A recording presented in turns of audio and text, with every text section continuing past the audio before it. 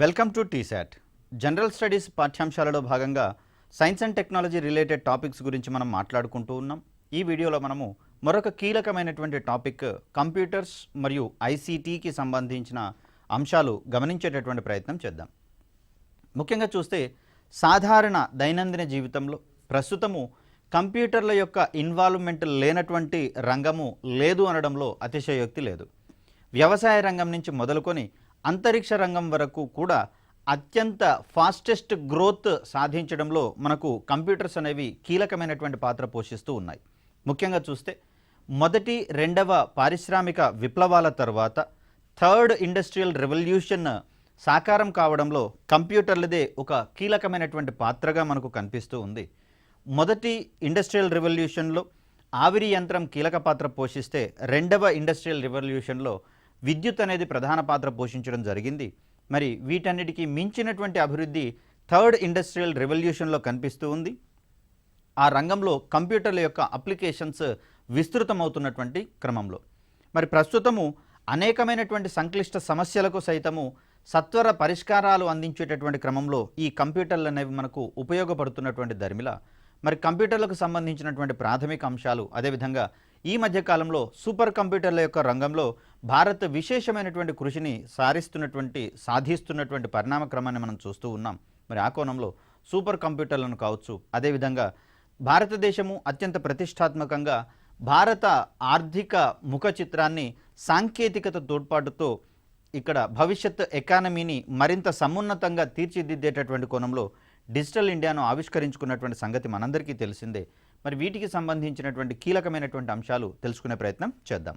ముందుగా మనకు కంప్యూటర్ అంటే ఏంటి అనే కోణాన్ని కనుక మనం పరిశీలిస్తే మనందరికీ కొంత సాధారణమైనటువంటి పదజాలాలకు మించినటువంటి, అదేవిధంగా సాధారణ పదజాలాలకు అవతల ఉన్నటువంటి పదజాలాలు అనేవి మనకి ఇక్కడ కనిపిస్తూ ఉంటాయి. కొంచెం మనం కన్ఫ్యూజ్ అయ్యేందుకు అవకాశం ఉంది. మరి వాటిని కన్ఫ్యూజన్ లేకుండా కాస్త క్లారిటీ తీసుకునేటటువంటి ప్రయత్నం చేద్దాం. ముందుగా అందించబడినటువంటి సూచనలు లేదా ఆదేశాలు, వీటినే ఇన్స్ట్రక్షన్స్ అనే పని చేస్తాము. ఇన్స్ట్రక్షన్స్ అని పేర్కొంటూ ఉంటాం. ఈ ఇన్స్ట్రక్షన్స్ సహాయంతో కంప్యూటర్ తనకు అందించబడినటువంటి డేటా ఏదైతే ఉందో ఈ డేటా సహాయంతో తాను ఏం చేయాలో నిర్దేశించుకునేటటువంటి ప్రయత్నం చేస్తుంది. అలా ముందుగా అందించబడినటువంటి సూచనలు లేదా ఆదేశాల మేరకు దత్తాంశమును స్వీకరించి, ఇక్కడ దత్తాంశమును మనము డేటా అనేటటువంటి పదంగా చెప్తూ ఉన్నాం. విశ్లేషణ చేయడము అంటే ఇచ్చినటువంటి డేటాని ఇన్స్ట్రక్షన్స్ ఆధారంగా విశ్లేషణ చేసేటటువంటి ప్రయత్నం చేస్తుంది.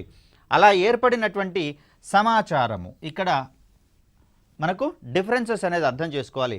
Processed data is called information అని చెప్తాం. అంటే డేటాని ప్రాసెస్ చేయగా వచ్చినటువంటి రిజల్ట్ ఏదైతే ఉందో దాన్ని మనం సమాచారం అనేటటువంటి అంశంతో చెప్తాం. దీనిని నిక్షేపం చేయగల అంటే స్టోర్ చేయగలిగేటటువంటి క్యాపబిలిటీ కూడా ఉన్నట్లుగా కనిపిస్తుంది. ఆ విధమైనటువంటి ఎలక్ట్రానిక్ పరికరాన్ని మనము కంప్యూటర్ అంటాము అని చెప్పేసి ఆక్స్ఫర్డ్ ఇంగ్లీష్ డిక్షనరీ వారు అందించినటువంటి నిర్వచనంగా దీన్ని మనం చూస్తాం. అంటే కంప్యూటర్ దత్తాంశాన్ని స్వీకరించగలదు, దత్తాంశాన్ని విశ్లేషణ చేయగలదు, అదేవిధంగా సమాచారాన్ని మనకు అందించగలదు. ఇలా వచ్చినటువంటి సమాచారాన్ని కావచ్చు, అందించిన డేటాను కావచ్చు, విశ్లేషణ చేయడానికి ఉపయోగపడినటువంటి ఇన్స్ట్రక్షన్స్ కావచ్చు, వీటన్నింటినీ కూడా నిక్షేపం అంటే స్టోర్ చేయగలుగుతుంది ఫర్ ఫ్యూచర్ యూసేజ్, అంటే భవిష్యత్ అవసరాల కోసం వీటిని స్టోర్ చేసేటటువంటి సాంకేతిక సామర్థ్యం ఉన్నటువంటి ఒక డివైస్, ఎలక్ట్రానిక్ అండ్ మెకానికల్ డివైస్గా మనం ఇక్కడ కంప్యూటర్ని పేర్కొంటాం. కంప్యూటర్కి అందించేటటువంటి సూచనల సమాహారాన్ని సెట్ ఆఫ్ ఇన్స్ట్రక్షన్స్, దీన్నే మనం కంప్యూటర్ ప్రోగ్రామ్గా మనం చెప్తూ ఉన్నాం. ఇలాంటి కంప్యూటర్ ప్రోగ్రామ్స్ అనేకం కలిస్తే మనకు ఒక కంప్యూటర్ లాంగ్వేజ్గా పరిగణించేటటువంటి అంశాన్ని చూస్తాం. ప్రస్తుత ఆధునిక యుగంలో కంప్యూటర్లు వినియోగించినటువంటి రంగం లేదంటే అతిశయోక్తి లేదు. వ్యవసాయం మొదలుకొని అంతరిక్ష రంగం వరకు తమదైనటువంటి పాత్ర వేసినటువంటి ఉపకరణాలుగా మనకు కంప్యూటర్స్ అనేవి కనిపిస్తూ ఉన్నాయి. మరి ఇలాంటి కంప్యూటర్లను ఇటీవల కాలంలో పరిపాలనలో సైతం ఇంక్లూడ్ చేసుకుంటూ విభిన్నమైనటువంటి విస్తృతమైనటువంటి ప్రయోజనాలు పొందుతున్నటువంటి క్రమాన్ని మనం చూస్తాం. పారదర్శక పరిపాలన, ట్రాన్స్పరెంట్ అడ్మినిస్ట్రేషన్ అంటాం. నాణ్యమైనటువంటి పౌర సేవలు, క్వాలిటీ సివిల్ సెంట్రిక్ సర్వీసెస్గా మనం చెప్తాము. అదేవిధంగా సామాజిక సంక్షేమము, సోషల్ వెల్ఫేర్ మెకానిజమ్స్గా మనం చెప్తాం. అభివృద్ధి కార్యక్రమాలు, డెవలప్మెంట్ యాక్టివిటీస్లలో కూడా అర్హులైనటువంటి లబ్ధిదారుల ఎంపిక మొదలైన కార్యక్రమాలన్నీ కూడా డిజిటల్ మాధ్యమంగా లేదా కంప్యూటర్ మాధ్యమంగా పరివర్తన చెందడం వల్ల పరిపాలనా రంగంలో సైతం కంప్యూటర్లు తమవైనటువంటి పాత్రను పోషిస్తూ ఉన్నాయి. మరి వీటన్నిటి విశేష సమాహారంగా మనము వీటన్నిటి విశేషమైనటువంటి సమాహారంగా మనము ఈ గవర్నెన్స్ అనేటటువంటి నూతనమైనటువంటి విభాగం ఆవిష్కరించడం అనేది జరిగింది.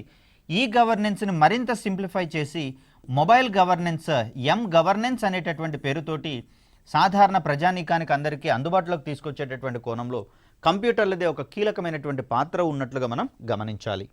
పూర్వకాలంలో గణనలు చేయడానికి అబాకస్ వంటి పరికరాలను వాడేవారు. అబాకస్ను రూపొందించిన వారుగా చైనీయులు మనకు కనిపిస్తూ ఉన్నారు.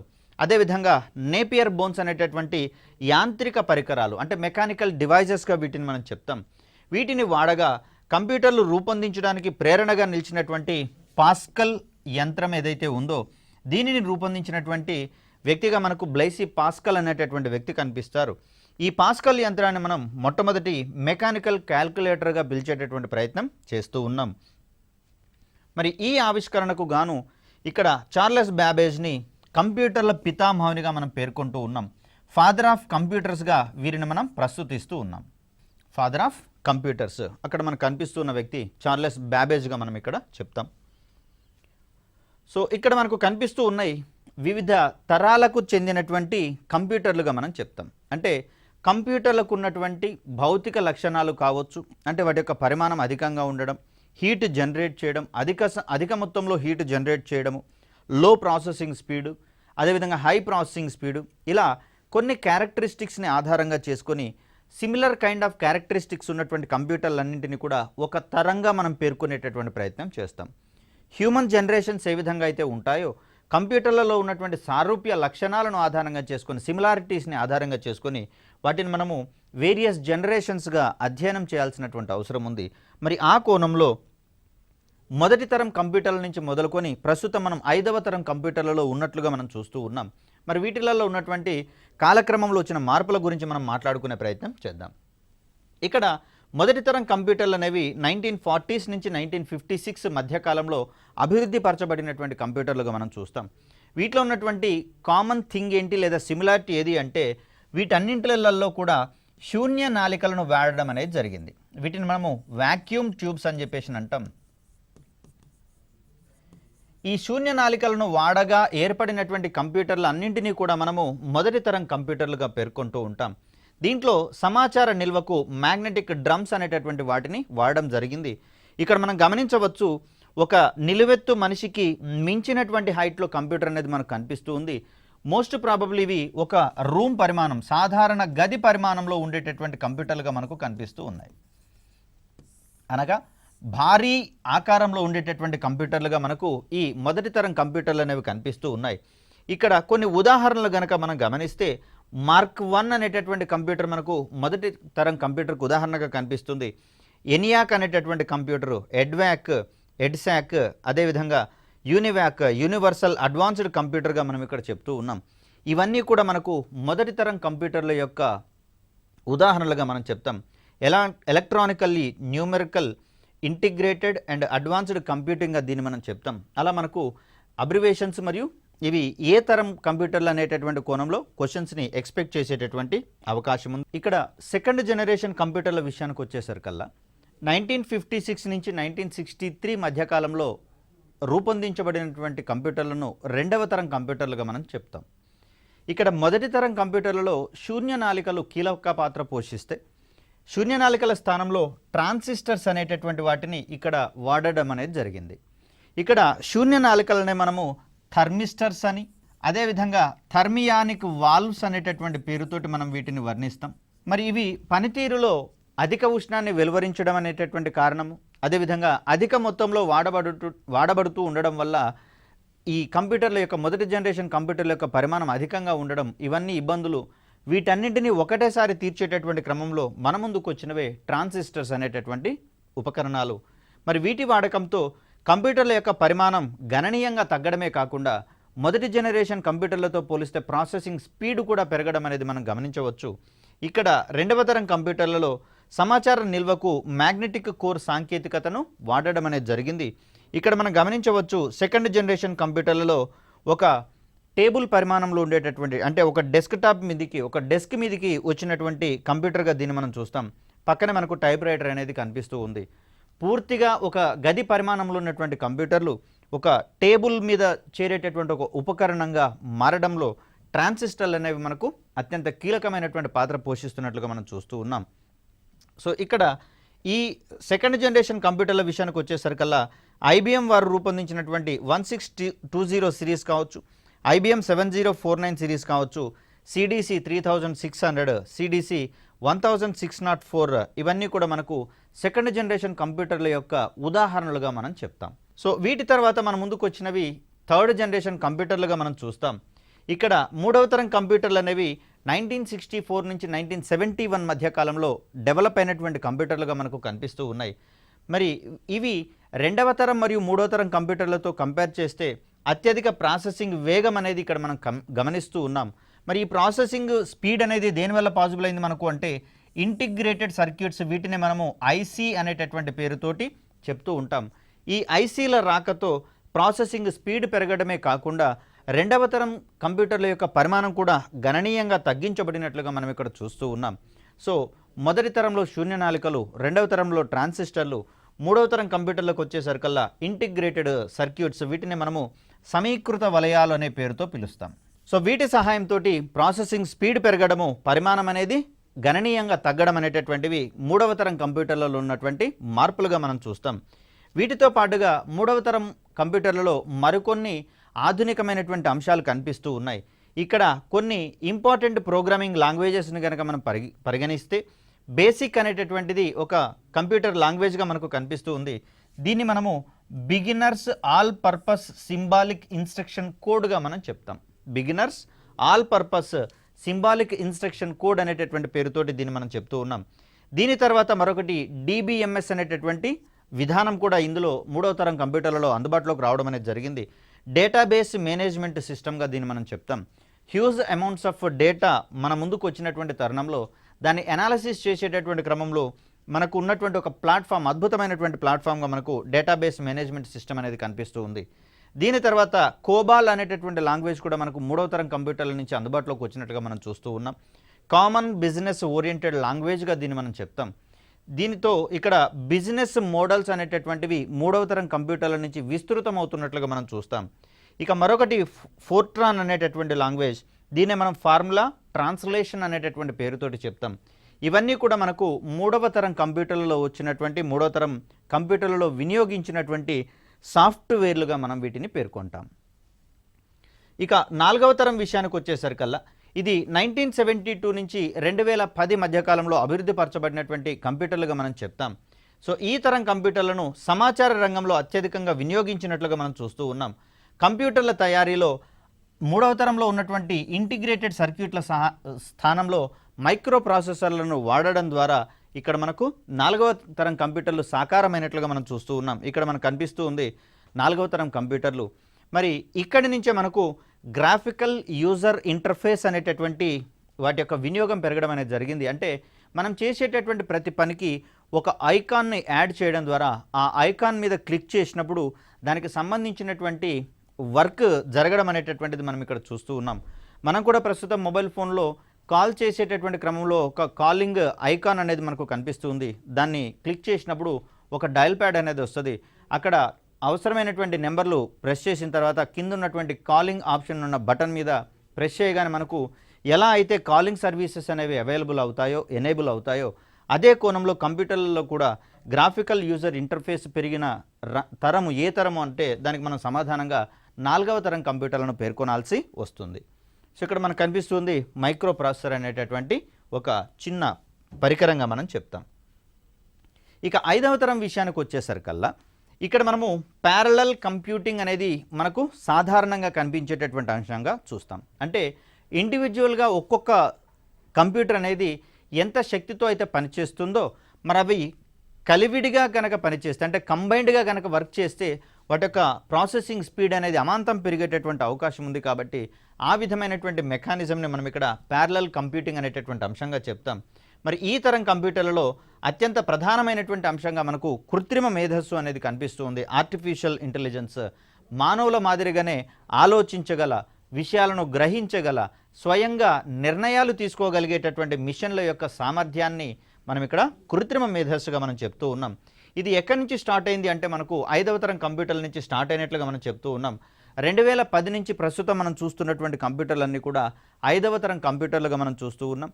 ఇక్కడ మానవ మేధస్సుని పూర్తిగా భర్తీ చేయగలిగేటటువంటి సామర్థ్యం ఉన్న కంప్యూటర్లను తయారు చేయాలని చెప్పేసి వివిధ ఇక్కడ కంప్యూటర్లు తయారు చేసేటటువంటి సంస్థలు అనుకుంటున్నటువంటి పరిస్థితులలో కంప్యూటర్ రంగము కొత్త పుంతలు తొక్కించడంలో 5వ తరం కంప్యూటర్లదే ప్రధానమైనటువంటి పాత్రగా మనం చూస్తూ ఉన్నాం. ఇక్కడ కంప్యూటర్లకు సంబంధించి కనుక మనం గమనిస్తే తరాల వారీ కంప్యూటర్ల గురించి మనం మాట్లాడుకున్నాం. ఇక మనం వాడేటటువంటి విధానాలను బట్టి కావచ్చు, పరిమాణాన్ని బట్టి కావచ్చు, అదేవిధంగా ఉద్దేశాలను బట్టి కావచ్చు, కంప్యూటర్లను పలు రకాలుగా వర్గీకరించేటటువంటి ప్రయత్నం చేస్తాం. మరి వాటికి సంబంధించినటువంటి అంశాలను ఒకసారి గమనించేటటువంటి ప్రయత్నం చేద్దాం. రైట్, ఇక్కడ వినియోగాన్ని బట్టి కంప్యూటర్లను 3 రకాలుగా వర్గీకరించడం అనేది జరిగింది. వీటిలో అనలాగ్ కంప్యూటర్, డిజిటల్ కంప్యూటర్ మరియు హైబ్రిడ్ కంప్యూటర్ అని చెప్పేసి అంటాం. క్రింది వానిలో వినియోగం ఆధారంగా కంప్యూటర్ల యొక్క వర్గీకరణ రకానికి చెందినది ఏది అని కానీ చెందనిది ఏది అని కానీ క్వశ్చన్ పడేటటువంటి అవకాశం ఉంది. మరి ఆ సందర్భంలో వినియోగాన్ని బట్టి కంప్యూటర్ల రకాన్ని గనక మనం గమనిస్తే అనలాగ్ కంప్యూటర్లు, డిజిటల్ మరియు హైబ్రిడ్ కంప్యూటర్లు అనేటటువంటి 3 రకాల గురించి మనం మాట్లాడుకోవాల్సి వస్తుంది. ఇవి కాకుండా వేరే ఏ రకం ఉన్నా కూడా అది ఇక్కడ వినియోగాన్ని బట్టి కంప్యూటర్ల వర్గీకరణకు చెందని దానిగా మనం పరిగణించాల్సి వస్తుంది. సో ఇక్కడ ఒక్కొక్క దాని గురించి మనం మాట్లాడితే అనలాగ్ కంప్యూటర్లు అనేటటువంటివి నిరంతరం మారుతూ ఉండే భౌతిక అంశాలైనటువంటి కరెంటు కావచ్చు, వోల్టేజీ, పీడనము, ఉష్ణోగ్రత ఇలాంటి వాటిని గణించేటందుకు ఉపయోగించేటటువంటి కంప్యూటర్లుగా మనము అనలాగ్ కంప్యూటర్స్గా మనం చెప్తూ ఉంటాం. అదేవిధంగా ఒక నీడిల్ లాంటి ఆకారాన్ని కలిగినటువంటి మనకు వాహనాలలో స్పీడోమీటర్లు అనేవి ఉంటూ ఉంటాయి. 0 నుంచి 120 వరకు ఇక్కడ మనకు రీడింగ్ క్రమాంకనం చేస్తారు. ఒక నీడిల్ ఇక్కడ దానికి సంబంధించినటువంటి స్పీడ్ని డినోట్ చేయడం కోసము ఇక్కడ కదులుతూ ఉంటుంది. సో 10 km/h అని, 20 అని, 30 అని, 40 అని ఇలా మనకు క్రమాంకనం చేయబడి ఉంటుంది. మరి ఈ సందర్భంలో ఇలాంటి స్పీడోమీటర్స్ ఏవైతే ఉన్నాయో వీటిని మనము అనలాగ్ కంప్యూటర్లకు ఉదాహరణగా మనం చెప్తాం. అదేవిధంగా విద్యుత్కి సంబంధించినటువంటి మీటర్లు అయితే ప్రస్తుతం మనకు డిజిట్స్ అనేవి కనిపిస్తూ ఉన్నాయి. ఇలా డిజిట్స్ కాకుండా గతంలో మెకానికల్ డిస్క్ అనేది ఒకటి తిరుగుతూ ఉండేది. దాంట్లో ఒక రెడ్ మార్క్ అనేది కనిపిస్తూ ఉంటుంది. ఇది ఒకసారి బయటికి విజిబుల్గా ఉన్నటువంటి సందర్భంలో అది మనకు ఒక యూనిట్ కంప్లీట్ అయినట్లుగా మనం భావించాల్సి వచ్చేది. మరి అలాంటి వాటిని మనం ఇక్కడ అనలాగ్ కంప్యూటర్స్గా మనం చెప్తాం. అంటే భౌతిక రాశుల యొక్క ధర్మాలు నిరంతరం మారుతూ ఉంటే అలా మారుతూ ఉండేటటువంటి అంశాలను గమనించేటటువంటివన్నీ కూడా మనకు అనలాగ్ కంప్యూటర్స్గా కనిపిస్తూ ఉన్నాయి. ఇక్కడ మనకు ఒక మీటర్ లాంటిది కనిపిస్తూ ఉంది. దీంట్లో ఒక నీడిల్ అటు ఇటు అపవర్తనం చెందుతూ ఉండడం ద్వారా, అటు ఇటు మూవ్ అవుతుండడం ద్వారా దీంట్లో ఉండేటటువంటి రీడింగ్ని మనకు వివరించేటటువంటి ప్రయత్నం చేస్తుంది. ఇవన్నీ కూడా మనకు అనలాగ్ కంప్యూటర్లుగా చెప్తాం. ఇక మరికొన్నింటిని మనము డిజిటల్ కంప్యూటర్లుగా పరిగణించడం అనేది జరుగుతుంది. ఇంత క్రితం చెప్పినటువంటి స్పీడోమీటర్ అనేది మనకు మెకానికల్ స్పీడోమీటర్ కాగా దీనికి భిన్నంగా వాహనం యొక్క స్పీడ్ని డిజిట్స్ రూపంలో వివరించేటటువంటి స్పీడోమీటర్లు ఇప్పటికే మనకు అందుబాటులోకి వచ్చినాయి. వీటిని మనము డిజిటల్ స్పీడోమీటర్గా మనం చెప్తూ ఉంటాం. ఇవి కూడా భౌతిక రాశుల యొక్క ప్రమాణాలను లేదా పరిమాణాన్ని వివరించేటటువంటి ప్రయత్నం చేస్తాయి. కాకపోతే ఇక్కడ డిజిట్స్ రూపంలో మనకు అందించేటటువంటి ప్రయత్నం చేస్తుంది. గతంలో అయితే మనకు పాదరస థర్మామీటర్ అనేది కనిపించేది కదా. ఈ పాదరస థర్మామీటర్లో పాదరసం వ్యాకోచం చెందుతున్నటువంటి క్రమంలో రీడింగ్స్ అనేవి మనం గమనించాం. అది మనకు అనలాగ్ కంప్యూటర్ అనేటటువంటి కోణంలో దాన్ని మనం అబ్జర్వ్ చేస్తే ప్రస్తుతము ఈ పాదరస థర్మామీటర్లు అనేవి కొంత ప్రమాదకరంగా ఉంటున్నటువంటి పరిస్థితుల్లో, అంటే పొరపాటున కనుక అవి కొరికినా లేకపోతే అవి పగిలిపోయి పాదరసం కనుక నోట్లోకి స్ప్లిట్ అయినా కూడా మనకు అక్కడ అది కొంచెం అనారోగ్యకరమైనటువంటి పరిస్థితులు అందిస్తుంది. కాబట్టి వాటికి ప్రత్యామ్నాయంగా డిజిటల్ థర్మామీటర్స్ అనేవి డెవలప్ చేయడం అనేది జరిగింది. మరి వీటిని వాడుతున్నటువంటి సందర్భంలో శరీరం యొక్క టెంపరేచర్ ఏదైతే ఉందో దాన్ని అవి డిజిట్స్ రూపంలో అందిస్తాయి. కాబట్టి ఇలాంటి డిజిటల్ థర్మామీటర్లను కూడా మనం ఇక్కడ డిజిటల్ కంప్యూటర్లకు ఉదాహరణగా మనం చెప్తూ ఉంటాం. వివిధ భౌతిక రాశులను అంకెల రూపంలో బైనరీ డిజిట్లుగా మార్చి ప్రాసెస్ చేసేటటువంటి కంప్యూటర్లను మనం ఇప్పుడు డిజిటల్ కంప్యూటర్లుగా మనం చెప్తూ ఉన్నాం. ప్రస్తుతం మనం చూస్తున్నటువంటి కంప్యూటర్లు అన్నీ కూడా మనకు డిజిటల్ కంప్యూటర్లుగానే కనిపిస్తూ ఉంటాయి. మరి వీటికి భిన్నంగా కనిపించేటటువంటివి మనకు హైబ్రిడ్ కంప్యూటర్లుగా మనం చెప్తాం. అంటే వీటికి అనలాగ్ కంప్యూటర్ల ధర్మాలు, అదేవిధంగా డిజిటల్ కంప్యూటర్ల ధర్మాలు కూడా ఉంటున్నటువంటి పరిస్థితుల్లో వీటిని మనం హైబ్రిడ్ కంప్యూటర్స్గా మనం చెప్తూ ఉంటాం. ఇలాంటి హైబ్రిడ్ కంప్యూటర్స్ అనేవి ప్రధానంగా వైద్య రంగంలో అధికంగా ఉపయోగించేటటువంటి పరికరాలుగా మనం చూస్తాం.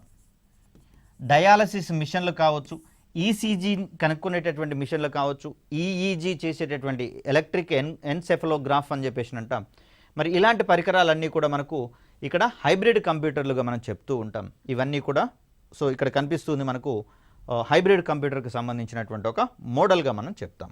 ఇక వినియోగం ఆధారంగా కంప్యూటర్లను మనం 3 రకాలుగా వర్గీకరించుకున్నామని చెప్పేసి అన్నాం. ఇక్కడ అవసరాలు లేదా ఉద్దేశాల ఆధారంగా అని చెప్పేసి కూడా మనం అనుకోవచ్చు. ఇక్కడ సో ఉద్దేశాల ఆధారంగా కంప్యూటర్లను 2 రకాలుగా విభజించడం అనేది జరిగింది. వాటిని మనం ప్రత్యేక అవసరాలు గల కంప్యూటర్లు, అదేవిధంగా సాధారణ అవసరాల కంప్యూటర్లుగా మనం పేర్కొంటూ ఉంటాం. అంటే రెగ్యులర్ యూసేజ్లో గృహ అవసరాలకు కానీ కార్యాలయ అవసరాలకు కానీ వాడేటటువంటివన్నీ కూడా సాధారణ అవసరాల కంప్యూటర్లుగా కనిపిస్తూ ఉంటే, మనకు విమానాల టేకాఫ్ మరియు ల్యాండింగ్ సందర్భంగా విమానాల టేకాఫ్ మరియు ల్యాండింగ్ ప్రక్రియలను సూపర్విజన్ చేసేటటువంటి కంప్యూటర్లు ప్రత్యేక అవసరాలు గల కంప్యూటర్లుగా మనకు కనిపిస్తూ ఉన్నాయి. వీటితో పాటుగా కంప్యూటర్ ఎయిడెడ్ డిజైన్ అనేటటువంటి అంశాల కోసం ప్రత్యేకంగా రూపొందించబడినటువంటివి ప్రత్యేక అవసరాలు గల కంప్యూటర్లుగా మనకు కనిపిస్తూ ఉన్నాయి. అదేవిధంగా యానిమేషన్ రంగంలో వాడేటటువంటి కంప్యూటర్లు కూడా మనకు ప్రత్యేక అవసరాల కంప్యూటర్లుగా కనిపిస్తూ ఉన్నాయి. వీటి కోసము హై ఎండ్ కంప్యూటర్లను మనం వాడాల్సి వస్తుంది. ఇలాంటి వాటిని సాధారణ అవసరాల కోసం వాడేటటువంటి ప్రయత్నం చేయము. కాబట్టి ఇక్కడ మనం వాడేటటువంటివి ప్రత్యేక అవసరాల కంప్యూటర్లుగా మనం చూస్తాం. గృహాలలో కావచ్చు, సాధారణ కార్యాలయాలలో కావచ్చు వాడేటటువంటివన్నీ కూడా మనకు సాధారణ అవసరాల కంప్యూటర్లుగా చూస్తాం. ప్రత్యేక అవసరాల కంప్యూటర్ల యొక్క స్పీడ్ ఎక్కువ, స్టోరేజ్ కెపాసిటీ ఎక్కువ, అదేవిధంగా ఇవి హైలీ ఎక్స్పెన్సివ్గా మనకు కనిపిస్తూ ఉంటే దానికంటే తక్కువ పరిమాణంలో ఇవి మనకు కనిపిస్తూ ఉంటాయి. అంటే ప్రాసెసింగ్ స్పీడ్ వీటితో కంపేర్ చేస్తే తక్కువగా ఉంటుంది, కాస్ట్ కూడా తక్కువగా ఉంటుంది, స్టోరేజ్ కెపాసిటీ కావచ్చు, ఇవన్నీ కూడా తక్కువగా ఉండేటటువంటి కంప్యూటర్లుగా మనకు సాధారణ అవసరాల కంప్యూటర్లు కనిపిస్తూ ఉన్నాయి. ప్రపంచవ్యాప్తంగా అత్యధికంగా వినియోగంలో ఉండేటటువంటి కంప్యూటర్లు ఏవి అన్నప్పుడు దానికి సమాధానంగా మనము సాధారణ అవసరాల కంప్యూటర్లు అని చెప్పేసి అంటాం. తక్కువ మొత్తంలో వాడబడేవి ప్రత్యేక అవసరాలు గల కంప్యూటర్లుగా మనం చూస్తాం. ఇక పరిమాణాన్ని బట్టి మనకు కంప్యూటర్ల యొక్క రకాలను కనుక గమనిస్తే 4 రకాలైనటువంటి కంప్యూటర్లు మన ముందు ఉండడం అనేది జరిగింది. వీటిలో సూక్ష్మ కంప్యూటర్, దీన్నే మనము మైక్రో కంప్యూటర్గా చెప్తాం. అదేవిధంగా మినీ కంప్యూటర్లు, మెయిన్ ఫ్రేమ్ కంప్యూటర్లు మరియు సూపర్ కంప్యూటర్లు, ఇవన్నీ కూడా మనకు కంప్యూటర్ల యొక్క పరిమాణాన్ని బట్టి వర్గీకరించబడినటువంటి కంప్యూటర్ల రకాలుగా మనం చూస్తాం. ఇక్కడ సూక్ష్మ కంప్యూటర్, దీన్ని మైక్రో కంప్యూటర్ అని చెప్పేసి అంటున్నాం. దీనికే మరొక పేరుగా పోర్టబుల్ కంప్యూటర్లు, పీసీలు అని చెప్పేసి మాట్లాడతాము. అత్యధికంగా వినియోగంలో ఉన్నటువంటి కంప్యూటర్లు మైక్రో కంప్యూటర్లుగా మనం చూస్తాం. వీటి యొక్క ప్రాసెసింగ్ స్పీడ్ కావచ్చు, అదేవిధంగా స్టోరేజ్ కెపాసిటీ కావచ్చు, ఇవన్నీ కూడా మిగిలిన కంప్యూటర్ రకాలతో కంపేర్ చేస్తే, అంటే మినీ కంప్యూటర్లు, మెయిన్ ఫ్రేమ్ కంప్యూటర్లు, సూపర్ కంప్యూటర్లతో కంపేర్ చేస్తే చాలా తక్కువగా ఉంటుంది. అదేవిధంగా ప్రపంచవ్యాప్తంగా గమనిస్తే అత్యధికంగా వినియోగంలో ఉండేటటువంటి కంప్యూటర్లు కూడా మనకు మైక్రో కంప్యూటర్లుగా మనం చూస్తాం. ప్రస్తుతం మనం చూస్తున్నటువంటి ల్యాప్టాప్ కావచ్చు, అదేవిధంగా పామ్ టాప్ అంటే అరచేతిలో ఇమిడిపోయేటటువంటి కంప్యూటర్లు కావచ్చు, ట్యాబ్, అదేవిధంగా ఫ్యాబ్ అంటే దీంట్లో కాలింగ్ సౌకర్యాలు ఉండేటటువంటి ట్యాబ్ని మనం ఫ్యాబ్గా మనం చెప్తాం. అదేవిధంగా స్మార్ట్ ఫోన్స్, ఇవన్నీ కూడా మనము ప్రస్తుతము మైక్రో కంప్యూటర్ల యొక్క వర్గీకరణలో భాగంగా మనం చూస్తాం. ఇక మినీ కంప్యూటర్ల విషయానికి వచ్చేసరికల్లా ఇవి ప్రత్యేకమైనటువంటి అవసరాల కోసం రూపొందించబడినటువంటి కంప్యూటర్లుగా మనం వీటిని చూస్తాం. వీటి యొక్క సామర్థ్యము సూక్ష్మ కంప్యూటర్ల కంటే అధికంగా ఉంటుంది. మిగిలినటువంటి మెయిన్ ఫ్రేమ్ కంప్యూటర్లు, సూపర్ కంప్యూటర్ల కంటే తక్కువగా ఉండేటటువంటి క్రమాన్ని మనం చూస్తాం. కంప్యూటర్ డిజైన్ వంటి, కంప్యూటర్ ఎయిడెడ్ డిజైన్ వంటి ప్రత్యేక అవసరాల కోసం వీటిని వాడే అవకాశం ఉంది. అదేవిధంగా వీటిని ప్రస్తుతము నెట్వర్క్స్లలో, అంటే ఒక గ్రూప్ ఆఫ్ కంప్యూటర్స్ మొత్తాన్ని కూడా ఒకదానితో ఒకటి అనుసంధానం చేసేటటువంటి క్రమంలో వాటన్నిటికీ కామన్ పెరిఫెరల్స్ని డిస్ట్రిబ్యూట్ చేసేటటువంటి మెయిన్ సర్వర్ని మనము సర్వర్గా పేర్కొంటూ ఉంటాం. అలా సర్వర్ల స్థానంలో మనం వాడుతున్నటువంటి కంప్యూటర్లుగా మినీ కంప్యూటర్స్ అనేవి మనకు కనిపిస్తూ ఉన్నాయి. ఇవి సూక్ష్మ కంప్యూటర్ల కంటే తక్కువ సంఖ్యలో వినియోగంలో ఉన్నటువంటి కంప్యూటర్లుగా కనిపిస్తూ ఉంటుంది. అదేవిధంగా మెయిన్ ఫ్రేమ్ మరియు సూపర్ కంప్యూటర్లతో కంపేర్ చేస్తే ఇది అధికంగా వినియోగంలో ఉండేటటువంటి కంప్యూటర్గా మనం చూస్తాం. తర్వాత మనం చూసేటటువంటివి మెయిన్ ఫ్రేమ్ కంప్యూటర్లు. వీటిని మరో రకంగా వాణిజ్య రంగానికి వెన్నెముకగా పరిగణిస్తూ ఉంటాం. బ్యాక్ బోన్ ఆఫ్ బిజినెస్ సెక్టార్గా వీటిని మనం చెప్తాం. Back bone of business sector. So అలా వాణిజ్య రంగంలో లేదా బిజినెస్ రంగంలో అత్యంత కీలకమైనటువంటి కంప్యూటర్లుగా, పవర్ఫుల్ కంప్యూటర్లుగా మెయిన్ ఫ్రేమ్ కంప్యూటర్లు అనేవి కనిపిస్తూ ఉన్నాయి. ఇక వీటి తర్వాత మనం చూసుకుంటే ప్యారలల్ కంప్యూటింగ్ ఆధారంగా పనిచేసేటటువంటి కంప్యూటర్లుగా మనకు సూపర్ కంప్యూటర్లు అనేవి కనిపిస్తూ ఉన్నాయి. కంప్యూటర్లలో అన్ని రకాల కంప్యూటర్లలోకెల్లా అత్యధిక సామర్థ్యం ఉన్నటువంటి కంప్యూటర్లుగా మనకు సూపర్ కంప్యూటర్స్ అనేవి కనిపిస్తూ ఉన్నాయి. వీటి యొక్క సామర్థ్యాన్ని మనము floating point operations per second, దీన్నే మనం ఫ్లాప్స్ అనేటటువంటి అక్షరాలతో సంకేతంగా చూపిస్తూ ఉంటాం. ఇక్కడ మనకు కనిపిస్తూ ఉంది సూపర్ కంప్యూటర్ యొక్క ప్రాథమిక నిర్మాణంగా మనం చూస్తాం. అంటే అనేకమైనటువంటి నోడ్స్ లేదా సిపియులని ఇక్కడ ఒకదానితో ఒకటి ఇంటర్ కనెక్ట్ చేయడం ద్వారా భారీ పరిమాణంలో ఉండేటటువంటి సూపర్ కంప్యూటర్లు మనకు సాధ్యమవుతూ ఉంటాయి. వీటిలలో అధిక పెర్ఫార్మెన్స్ ఉండడం కోసము సెంట్రల్ ప్రాసెసింగ్ యూనిట్ సిపియులను, అదేవిధంగా గ్రాఫికల్ ప్రాసెసింగ్ యూనిట్స్ జిపియులను కూడా పరస్పరం అనుసంధానం చేసేటటువంటి క్రమాన్ని మనం చూస్తాం. సో అలా మనకు సూపర్ కంప్యూటర్లు అనేవి వాతావరణ పరిశోధనలో కావచ్చు, ముందస్తు వాతావరణ అంచనాలను చేపట్టేటటువంటి క్రమంలో కావచ్చు, అదేవిధంగా అణుశక్తికి సంబంధించినటువంటి పరిశోధనలో కావచ్చు, అంతరిక్ష కార్యక్రమాల్లో తోడ్పాటును అందించేటటువంటి విషయాలలో కావచ్చు, అనేకమైనటువంటి రీసెర్చ్ సెంటర్స్ కూడా వీటిని ఏర్పాటు చేసుకుంటూ ఉన్నాయి. ఐఐటీలలో సైతము ఈ సూపర్ కంప్యూటర్లను ఏర్పాటు చేయడం ద్వారా భారతదేశంలో సామాజిక అవసరాలను సాంకేతికత సహాయంతో తీర్చేటటువంటి సాంకేతికతల కోసం పరిశోధన చేసేటటువంటి క్రమాన్ని మనం చూస్తూ ఉన్నాం. మరి అలాంటి శక్తివంతమైనటువంటి సూపర్ కంప్యూటర్లకు సంబంధించినటువంటి అంశాలు నెక్స్ట్ వీడియోలో గమనించేటటువంటి ప్రయత్నం చేద్దాం. అప్పటి వరకు సెలవు. ధన్యవాదాలు.